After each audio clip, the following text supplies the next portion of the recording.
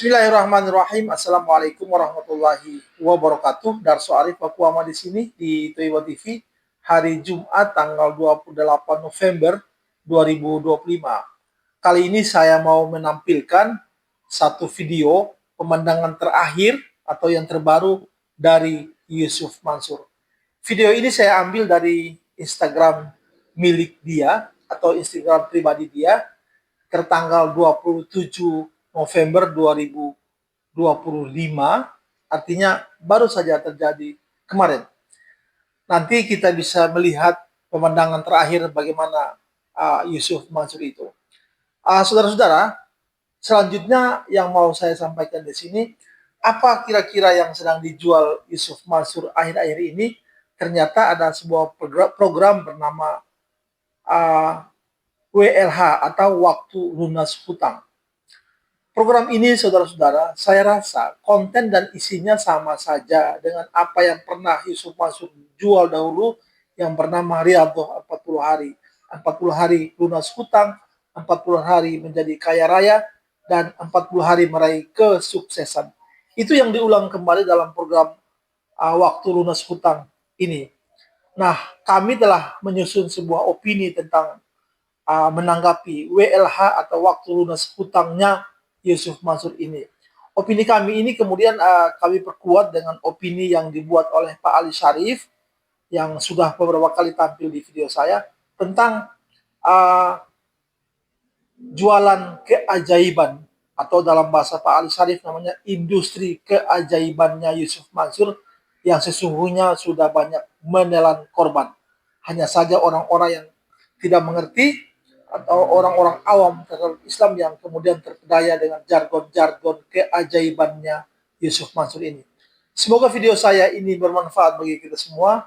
Semoga video saya ini memberikan pemahaman kepada kita semua bahwa apa yang dilakukan oleh Yusuf Mansur itu sesungguhnya janji-janji keajaiban yang tidak pernah atau tidak ada diajarkan oleh Rasulullah dan sahabat-sahabatnya, juga para ulama-ulama kita.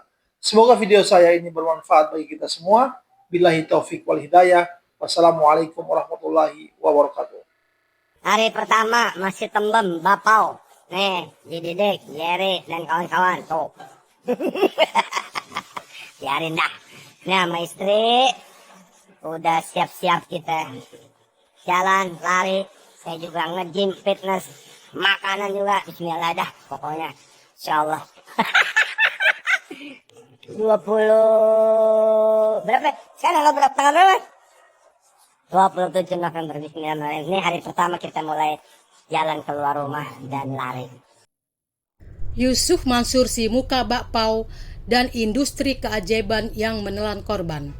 Waktunya lunas hutang atau WLH, program yang digagas oleh Yusuf Mansur yang katanya untuk membantu orang-orang yang ingin bebas atau lunas hutang. Melihat maksud kegiatan WLH ini, seperti kita meminta nasihat bagaimana berhenti berjudi dari seorang penjudi, seperti kita meminta kiat-kiat berhenti merokok dari perokok yang sedang merokok, atau seperti meminta diajarkan berenang kepada orang yang sama sekali tak bisa berenang. Jadi, WLH itu adalah sebuah program yang menurut Yusuf Mansur membantu orang melunasi hutang, sementara dia sendiri masih terlilit hutang kepada ribuan investor, kepada ribuan peserta umroh merdeka, kepada banyak partner bisnis, dan kepada ratusan bekas pegawainya. Kalau ikut WLH, seperti terpublish di media sosial Yusuf Mansur, peserta menjalani beberapa kegiatan selama periode tertentu. Membaca surat Al-Waqiah secara terus-menerus, zikir, doa, dan wirid tertentu, serta sholat berjamaah. Orang bisa bergabung dalam kegiatan ini secara berjamaah atau mengikuti sesi Zoom WLH malam bersama kelompok dengan Yusuf Mansur. Sebelum bergabung, peserta harus terlebih dahulu mendaftar lewat nomor 085121324959. Setelah itu, Anda akan dituntun untuk melakukan registrasi dan pembayaran kurang lebih 100.000. Setelah sukses membayar, Anda akan terus diberikan petunjuk untuk bisa mengikuti kegiatan ini.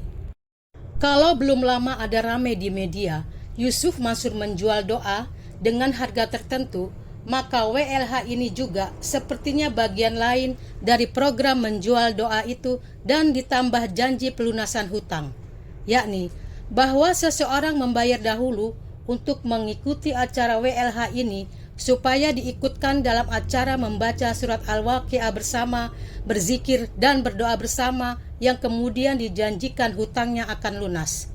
Padahal karena sifat dari doa dan usaha spiritual itu adalah wewenang Allah Subhanahu wa Ta'ala untuk membalasnya, maka hasilnya tidak bisa dijamin secara pasti, bergantung kepada takdir dan kehendak Allah Subhanahu wa Ta'ala. Artinya, bagi umat Islam, amalan dan tawakal itu baik, tetapi tetap harus ada usaha nyata berupa kerja mencari rezeki, kemudian membuat manajemen hutang dan sebagainya. Program WLH Yusuf Mansur ini sesungguhnya hanya mengulang program yang dibuatnya dahulu yang bernama Riyadhah 40 Hari. Konten dan isi kedua kegiatan ini sama saja, sama-sama berbayar juga. Kemudian ada janji-janji keajaiban, lunas hutang, dan semua persoalan hidup sama juga. Yang berbeda hanya namanya saja. Kalau dahulu bernama Riyadhah 40 Hari, maka hari ini ada waktu lunas hutang atau WLH juga 40 hari.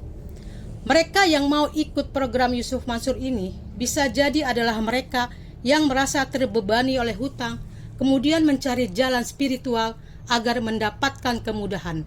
Atau mungkin mereka adalah orang-orang yang percaya bahwa amalan, doa, dan ikhtiar rohani bisa membantu memperbaiki kondisi keuangan.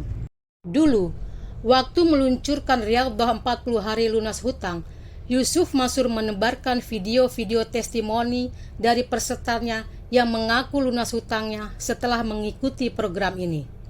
Kali ini juga sama, Yusuf Mansur menyebarkan video dia bersama seorang bapak. Di situ, si bapak dikenalkan sebagai peserta WLH kelompok pertama yang mengaku hutangnya lunas di hari ke-19 mengikuti WLH. Mari saudara-saudara, kita sama-sama bertanya kepada Yusuf Mansur atau kepada admin kegiatan WLH, siapa sesungguhnya si bapak ini? Siapa nama sesungguhnya? Apa profesinya?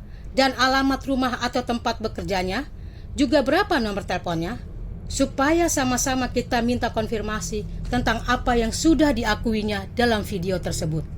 Tentang program WLH atau waktu lunas hutang Yusuf Mansur ini, Pak Ali Syarif punya sebuah catatan yang relevan. Ini penting bagi kita untuk memberikan penilaian kepada Yusuf Mansur dan program-programnya. Catatan Pak Ali Syarif ini berjudul Yusuf Mansur dan Industri Keajaiban yang Menelan Korban. Lebih lengkap, Pak Ali Syarif menulis sebagai berikut.